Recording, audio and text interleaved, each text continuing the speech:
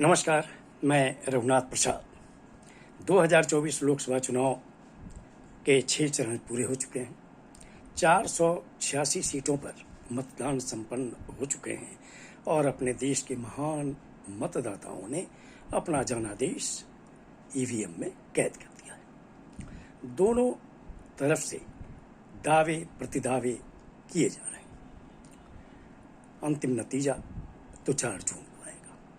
अभी जो 57 सीटें बची हुई हैं उस पर पूरा फोकस है, क्योंकि जो इंडिया गठबंधन है उस पर सारी शक्ति लगा रहा है और एनडीए गठबंधन भी सारी शक्ति लगा रहा है ताकि लीड को और बढ़ाया जा सके। बहुत प्रयास हुआ इस चुनाव में कि मतदाताओं को प्रभावित किया जाए धार्मिक आधार पर, लेकिन मैं समझता हूं कि शायद 2014 और 2019 से अलग ढंग का चुनाव 2024 का हुआ।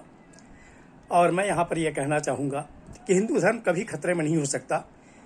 मुसलमानों ने यहाँ पर लगभग 800 वर्ष शासन किया और अंग्रेजों ने लगभग 300 वर्ष, लेकिन हिंदू धर्म है और रहेगा और इसी ढंग से रहेगा।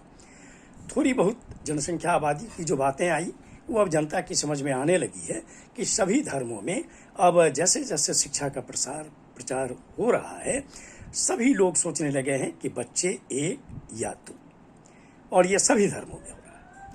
तो वैसी परिस्थिति में अब हम लोग ये देख रहे हैं कि ये चुनाव अंततः आ गया है असली मुद्दे पर, महंगाई, बेरोजगारी, शिक्षा, स्वास्थ्य पर। ये चुनाव आ गया है रोटी, कपड़ा और मकान पर। ये चुनाव आ गया है संविधान की सुरक्षा पर। ये चुनाव आ गया है नारी सम्मान पर।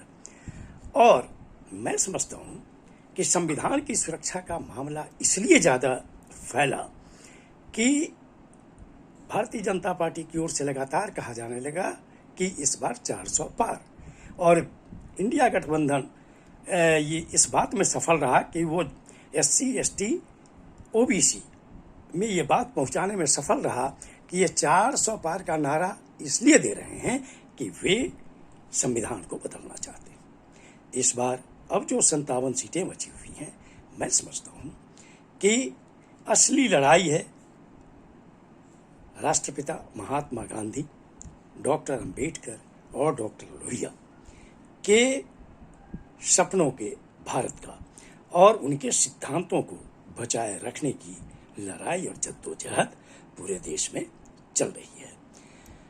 मैं अनुरोध करता हूं पुनः देश के मतदाताओं से कि भावनात्मक मुद्दों पर वोट नहीं किए जाने चाहिए, वोट किए जाने चाहिए असली मुद्दों पर। और असली मुद्दे क्या हैं? महंगाई, बेरोजगारी, शिक्षा, स्वास्थ्य, किसान, मजदूर, संविधान की सुरक्षा, आरक्षण के दायरे पर जो सीलिंग है 50% की, उसको हटाया जाना और जातिगत जनगणना। आप सभी लोगों के लिए धन्यवाद, शुभकामनाएं।